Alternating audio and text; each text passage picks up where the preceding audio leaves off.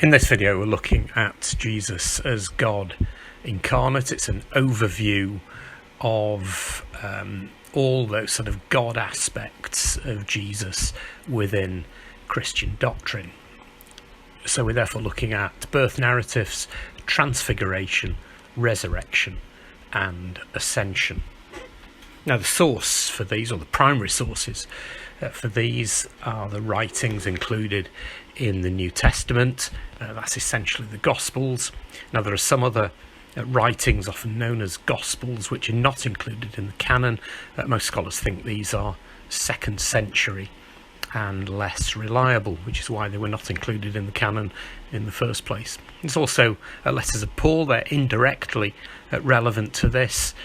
These are actually earlier than the Gospels. These started about 50 AD. And so from this we can identify that within 20 years of Jesus' execution, there were these communities that had formed with this developing understanding that this man, Jesus of Nazareth, was in fact God Incarnate, which is the theme that we're looking at. Now, a significant element, therefore, of these explorations is looking at how much seriousness we can give to the Bible as a source, as valid historical documents. It will only be looking at that sort of peripherally, but as we go into it, we need to make sure that any arguments are being used about the Bible as a source are solid. Here's a classic circular argument, and so numbered out is a 4-stage argument. God any sort of related concept for that is an entirely human construct, so this would be the philosophical materialist position. Then stage 2, therefore there simply are no supernatural and no miraculous. 3, therefore any supernatural or miraculous elements reported, events reported, must be made up. And then in fact cast doubt on the rest of that writing because it includes this supernatural or miraculous, which therefore is obviously all the things we're looking at here fall into that supernatural, miraculous type of category. And then stage 4 in this would be the gospel accounts of the life of Jesus include supernatural and miraculous, therefore they cannot be reliable historical sources. Now, the most important element of that is that it's not actually an argument. That stage 4 isn't a conclusion to any sort of argument, and in fact all you've got in that, although it's laid out to look like an argument, it is simply stating an axiom as a starting position, essentially a faith position. The person is simply saying we do not accept any sort of anything beyond the simple sort of maths and physics of the universe. Before we get into the Jesus as God Incarnate, which would be the sort of miraculous supernatural elements, it's worth having a look at the straightforward Jesus of history. We don't know much about Jesus. Palestinian Jew born around 4 BC. We've got some birth narratives which we're going to look at in some detail.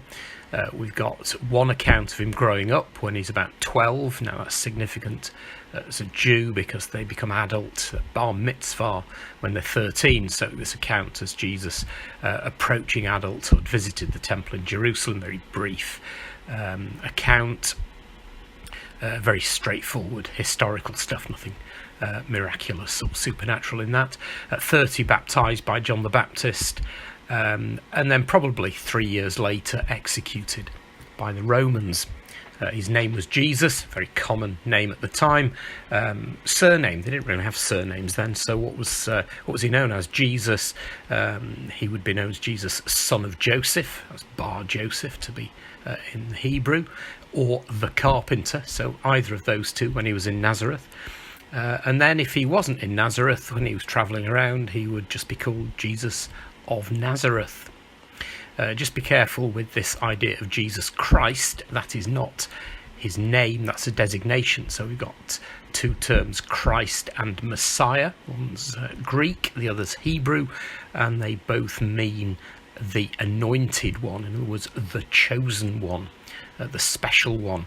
Very importantly, these are not names of Jesus used during his lifetime. At one level, Jesus fits entirely within a very straightforward historical context as an ordinary historical character. And so you can read Jesus' life as just this radical reforming Jew. He's in the line of the Old Testament prophets. Try reading the likes of Amos. There are in many ways there was nothing particularly special about Jesus' teaching. Challenged the religious political establishment, the Jewish establishment in Jerusalem, and as so often with people who do that, they managed to get him executed.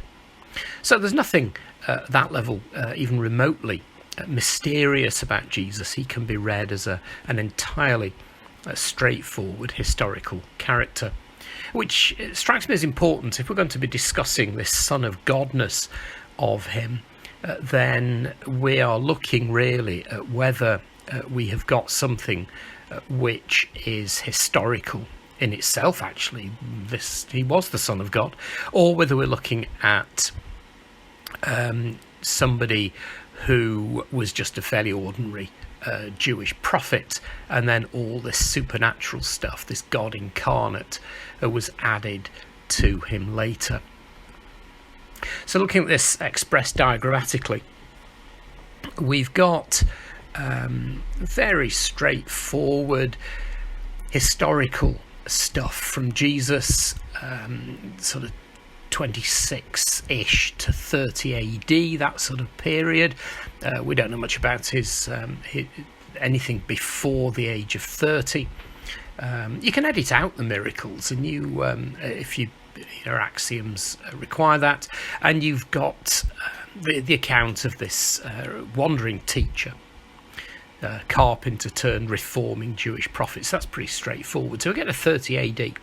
The next time we pick up with this, we're about 50 AD, and this is where we have got Paul writing to established communities.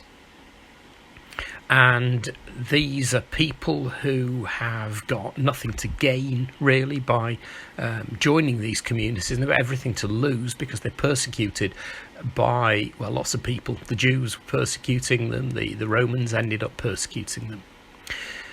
And again, that's fairly straightforward history of the church. You've got 50 AD onwards, just straightforward. So what we're interested in is this gap. What is it that happens somewhere between 30 AD and 50 AD to go from a crucified Messiah, somebody who is clearly and obviously, he's lost, he's been defeated by the authorities, and logically all their followers should just scatter at that point. So something happened between his crucifixion and the start of the church. So in that 20 years, what was it that happened?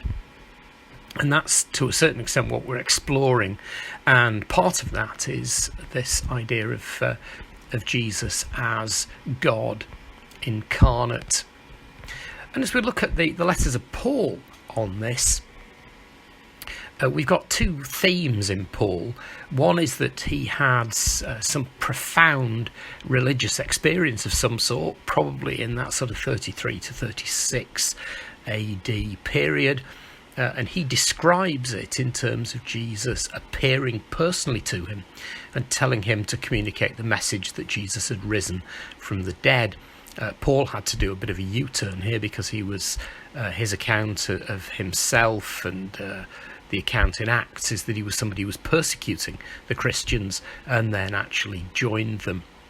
The second theme is that Jesus, who is in some way the one creator God of Jewish theological understanding, is risen from the dead. So that's obviously a crucial little package of ideas central to this idea of God Incarnate. Now, in terms of the resurrection, it's noticeable that the letters are full of arguments. Paul's a great arguer, but he never actually gives any arguments at all about the resurrection. It's clear that everybody he's writing to just simply takes that for granted. So what we're looking at then is, as part of this exploration of Jesus as God incarnate, is this: what was it that happened in that 20 years between the crucifixion and Paul's first letters, during which the church formed and became quite widespread? That's what we're looking at. So what's the best explanation for that? And as you go into that, important to look at is the miraculous accepted as an option to be explored and the evidence examined at face value, or is the miraculous just simply rejected as one of the axioms at the start of that exploration? We now move to Jesus' birth and start to explore those miraculous supernatural elements attached to Jesus in the New Testament accounts, which then lead to this doctrine of the Incarnation. In our biblical sources for this, there's only two in terms of the birth narratives, and that's in Matthew and Luke, and so if it's not included in those, it can't even pretend to be of any historical validity. So you've got to be very careful here, because most people think they know the story of Jesus' birth incredibly well and in lots of detail, but you probably find that most of that actually is nativity play information, church tradition, and all that's valid within a Christian context. It's got a symbolic function. It's not a great deal of use for us, however, when we are trying to explore these doctrinal questions of the Incarnation and then rooting that within the historical details that we actually know. When it comes to those specific details of the birth narratives, then some real questions arise, one of which is about whether the two accounts can be made into a coherent story, and how much of that story is a later addition to make a theological point. Productive exercise is to just line up the two accounts and identify differences and similarities between them, and then decide how significant any differences might be. We're not going to do that. What we are going to do is focus on this, the most difficult element of the birth narratives, which is this doctrine of the virgin birth, which is pretty central to this idea of Jesus being God incarnate. So it's a core component of this Trinitarian understanding of God. You've got the incarnation, that God in some way in human form. And so what we've got Jesus was human because he was born of Mary in the normal biological way, but he was divine. He was God in that he was conceived in a miraculous way by God without any involvement of a human male. Now, to state the completely obvious, this is in the realms of miracle, and so therefore we're back to this question of starting axioms. If miracles are rejected at the axiom level, then that doctrine just never gets off the ground at all. If miracles are accepted, then this particular miracle can be explored to assess whether it looks credible. It's worth reading those accounts of in the birth narratives, have a look at them and compare the two together.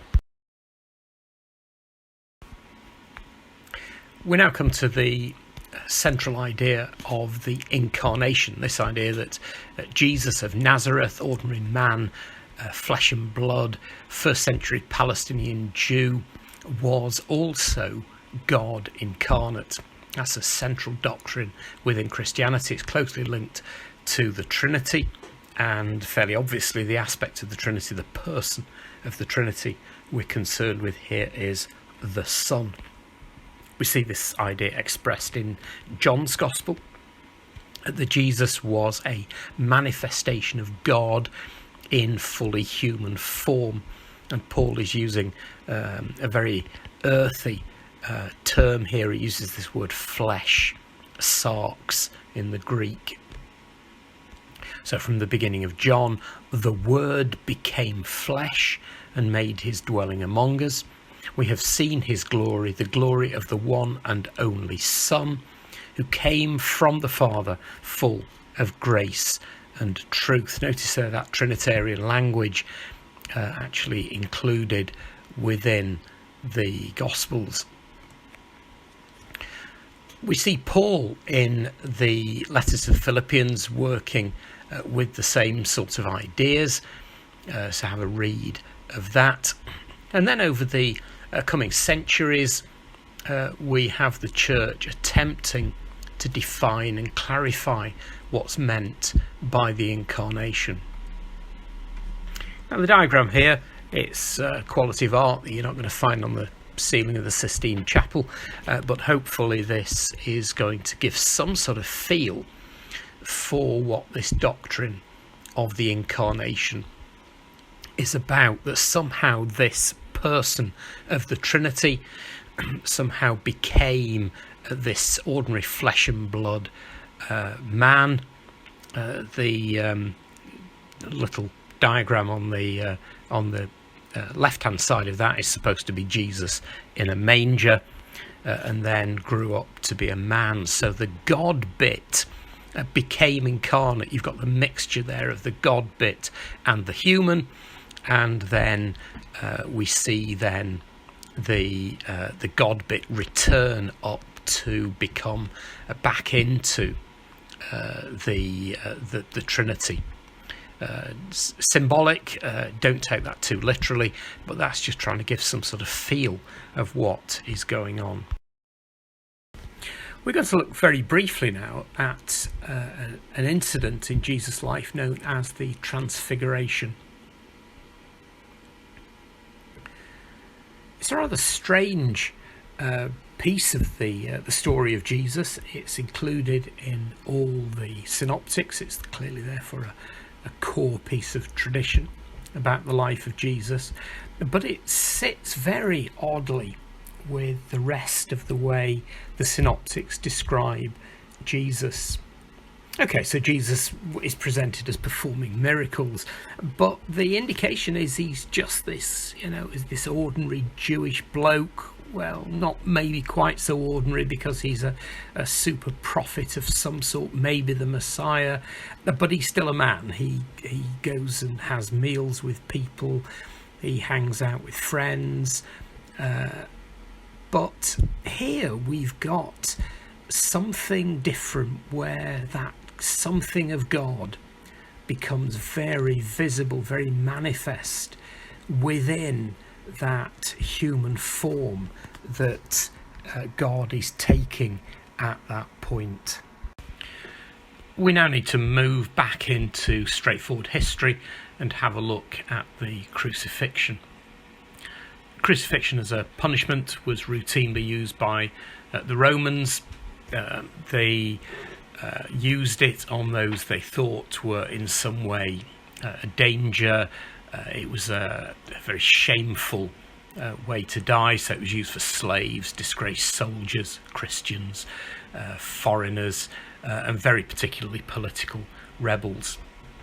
At 4 BC, the Roman general Varus crucified 2,000 Jews. Very important to look at that, because it shows how, in many ways, historically insignificant was the crucifixion of Jesus.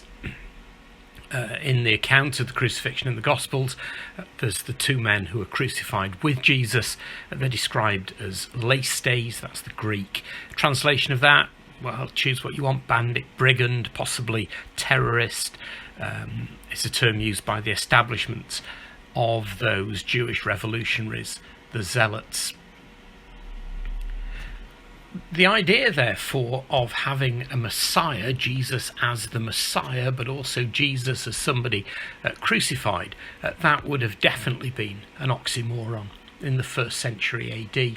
It's only because we're so used to the idea of talking of Jesus as Messiah, and also knowing that Jesus was crucified, that those two concepts sit very comfortably together.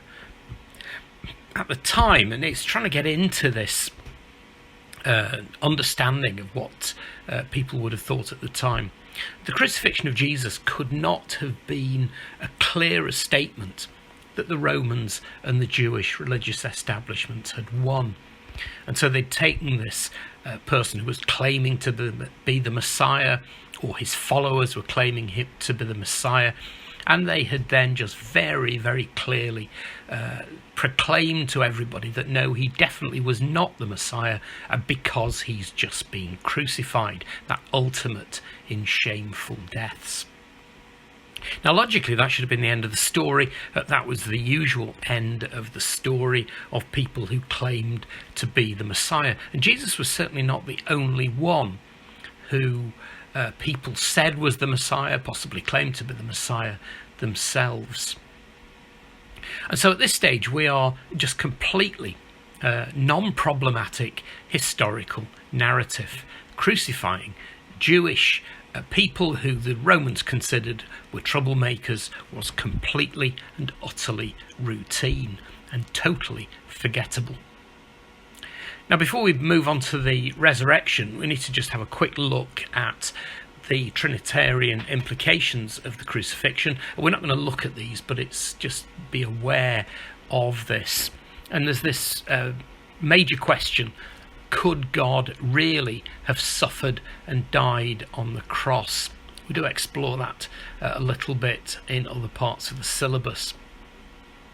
Now, this question generated a number of controversies and therefore heresies in the early church, because there were plenty of people who really couldn't cope with this idea of God being crucified, and so they had to come up with various theories to explain how it wasn't really God on the cross. Mainstream Christian tradition wanted to maintain that fundamental mystery of the Incarnation. Jesus is 100% human, 100% God, and therefore both of these were in some way present. Both of these were the person, the human being who was nailed on the cross, suffered that humiliating death of crucifixion, and genuinely, completely, totally and utterly died. We're now going to have a look at the resurrection, just a very, very brief dip into this very complex topic. To state the obvious, there's just libraries of books being written on the resurrection, so just be aware of how huge the subject is. As we look at this, just bear in mind that the sort of the syllabus areas that this touches on are miracles, the relation of this resurrection event. There's definitely a resurrection event. We're looking at what that might actually be historically, i.e. If you went back and time travel back, what could you actually video using your phone and come back and watch? There's the question of religious experience. We've got St. Paul talking about meeting with the risen Christ on the road to Damascus and elsewhere. So what's going on there? How does that link to the resurrection? You've got the atonement. What's the significance there of Jesus' death and resurrection in terms of dealing with sin? Festivals, Easter, of course, is when the church celebrates the resurrection, and then the Eucharist. In many ways, the church celebrates the resurrection every time it takes that bread and wine and then says that it's the body and blood of Christ. And then that nature of God, the Trinity.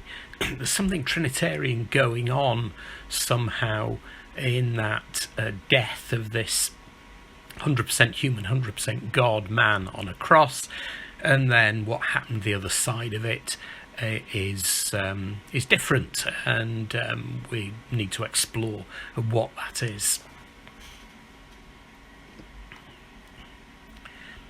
The resurrection is the central doctrine on which Christianity is based. Without the resurrection, what you've got is a sort of sect of Judaism, a reform of Judaism.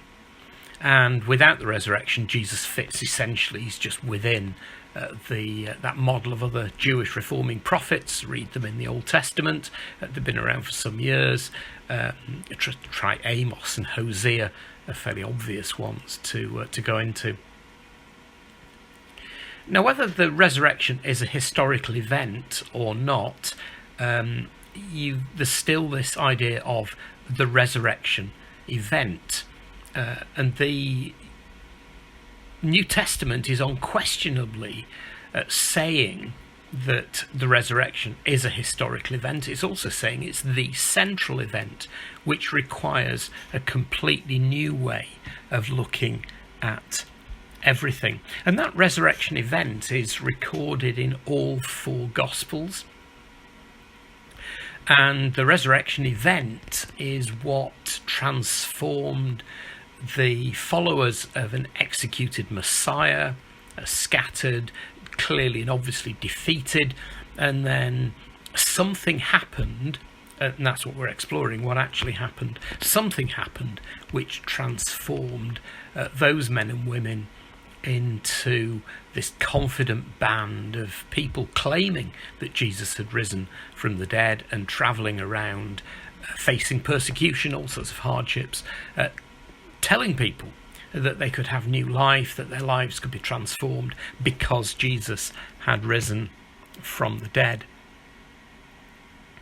Now, very clearly, we're in the realms of miracle as we look at the resurrection, and so just be careful of those standard circular arguments.